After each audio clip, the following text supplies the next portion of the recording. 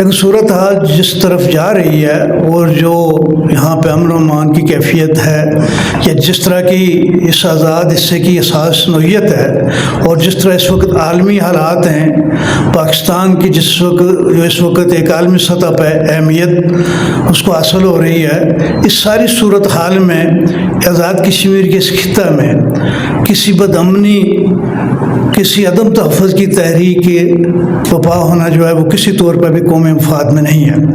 جتنے بھی مسائل ہیں وہ ہمیشہ بات چیت سے ہی حل ہو سکتے ہیں اور ہم سب کے لیے رہنمائی جو ہے وہ اللہ اور اس کے رسول کی قانون میں اور نبی کی سیرت میں موجود ہے۔ تو میں اس مرحلے پہ حکومت کو بھی، تمام ذمہ داران جو ادارے ہیں ان کو، جوائنٹ ایکشن کمیٹی کو بھی کہوں گا کہ وہ ہٹ درمی کے بجائے صلح جوئی کی طرف آئیں، باہمی بات چیت کی طرف میز پہ بیٹھیں۔ دنیا میں ہمیشہ مسائل کا حل بالآخر میز پہ بیٹھنے سے ہوتا ہے۔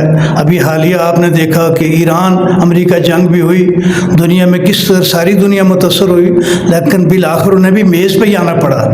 تو ہم جلد یا بدیر ہمیں آخر مسائل کے حل کے لیے ایک دوسرے کے سامنے بیٹھ کے بات کرنا ہوگا۔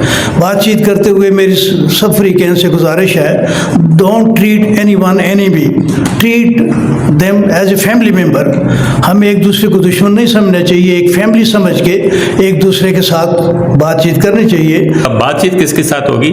بات چیت انہی کے ساتھ ہوگی جن لوگوں نے کرنا ہے، اور ان کے ساتھ ہوگی جو لوگ کروانا چاہتے ہیں، جن لوگوں کی تجاویز پیش کی ہوئی ہیں۔ ان کو فیسیلیٹیٹ کرنے کے لیے ہم لوگ بھی حاضر ہیں، ہم بھی ان کے ساتھ فیسیلیٹیشن کریں گے۔ ایک پولیٹیکل سلوگن ہے، کس کی نمائندہ ہے یہ؟ سلامتی کونسل کی قراردادوں کے تحت ریاست جموں کشمیر کی نمائندہ حکومت جو ہے وہ سری نگر والی حکومت ہے۔ یہ آزاد کشمیر کی نمائندہ حکومت ہے، آزاد کشمیر کے لوگوں کی نمائندہ حکومت ہے۔ اس میں یہ بات دی جائے، آپ کو اس حوالے سے دیکھیں۔